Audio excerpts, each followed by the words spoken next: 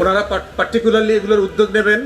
জুলাইকে যারা অস্বীকার করছে, জুলাইয়ের আন্দোলন, জুলাইয়ের শাহাদাত, জুলাইয়ের যারা আত্মাহুতি দিয়েছেন, যারা আহত হয়েছেন, তাদেরকে সম্মান, মর্যাদা, নাটকে, সিনেমায়, বক্তব্যে তাদেরকে ছোট করা, হেয় করা, ডাইরেক্টলি ইনডাইরেক্টলি আওয়ামী ফ্যাসিবাদের পক্ষে সম্মতি উৎপাদন করবার যে চেষ্টা, সেটাকে আইনগতভাবে একটা নিষেধাজ্ঞার পর্যায়ে ফৌজদারি অপরাধের জায়গায় নিতে হবে।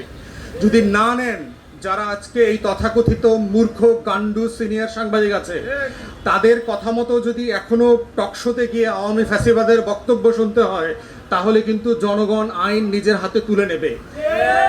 ওইটাকে আবার আপনারা মব জাস্টিস বলবেন, মব জাস্টিসের রিপোর্ট করবেন। তাহলে এই দুষ্টামিটার শুরুটা কোথায় হইলো? দুষ্টামিটার শুরু তো এই মানুষগুলো করেছে, রাষ্ট্র এই দুষ্টামিগুলো করতে দিয়েছে। করবার পরে জনগণ যখন বিরক্ত হয়ে গেছে, তখন আইন হাতে তুলে নিয়ে গণ অভ্যুত্থানের মতো পরিবেশ তৈরি হয়েছে। মনে রাখবেন, সংবিধানে কিন্তু 7 খ ছিল আর্টিকেল, যেটার মধ্য দিয়ে গণ অভ্যুত্থান, ক্ষমতাচ্যুতি নিষেধাজ্ঞা দেওয়া হয়েছিল। লাভ হয় নাই, হাসিনাকে পালাতে হয়েছে। অতএব মব যদি আপনারা জাস্টিফাই করার পরিবেশ তৈরি করতে না চান, তাহলে হচ্ছে আপনাদেরকে এই জুলাইকে ছোট করা এবং আওয়ামী ফ্যাসিবাদের পক্ষে সম্মতি উৎপাদন করবার যে চেষ্টা চলছে, এইটাকে ফৌজদারি অপরাধের মধ্যে আনতে হবে আইন করে। তৃতীয় বক্তব্য হচ্ছে যে আমাদের শহীদ আহত পরিবারকে একটা সম্মানজনক পুনর্বাসন স্কিমের মধ্যে আনতে হবে।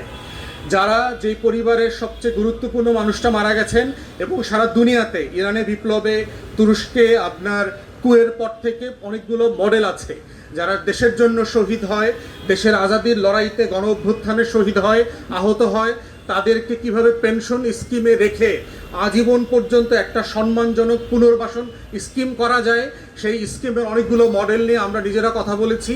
আপনারাও চাইলে এই মডেল বিশ্লেষণ করে কথা বলার সুযোগ আছে। তাহলে যেটা হবে, আমাদের এই যে বারবার বিভিন্ন জায়গাতে এই আহত এবং প্রতিবন্ধী এবং শহীদ পরিবারের গল্প নিয়ে কথা বলতে হচ্ছে, এই কথাবার্তা বলবার প্রয়োজন হবে না। কিন্তু দুঃখজনকভাবে দেখতেছি যে আপনারা যে কাজগুলো করার দরকার, সেগুলো না করে ঠিক উল্টা কাজগুলো করছেন। উল্টা কাজগুলো কীরকম হচ্ছে দেখেন, বাংলাদেশ ব্যাংকের উদ্যোগে ব্যাংকার্স অ্যাসোসিয়েশনের যে CSR ফান্ড থেকে শহীদ পরিবারকে 2 লক্ষ করে টাকা দেওয়া শুরু হয়েছিল। বিএনপি ক্ষমতায় এসে তার যে এই যে দলীয় একটা অপদার্থকে বাংলাদেশ ব্যাংকে গভর্নর করছে, সে এসে এই ফান্ডিংটা, এই যে ভাতা দেওয়াটা আমাদের শহীদ পরিবারকে, এটা বন্ধ করে দিয়েছে। বন্ধ করে দিয়ে সে এখন খোঁজ খবর নিচ্ছে যে বিএনপির কারা কারা শহীদ হয়েছে, তাদেরকে ডেকে ডেকে আবার চেক দিচ্ছে।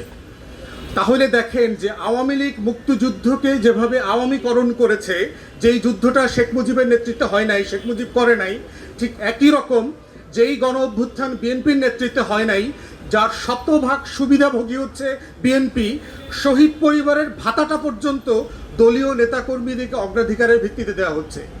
এর নাম হচ্ছে বাটপারি, এর নাম হচ্ছে জুলাই ব্যবসা।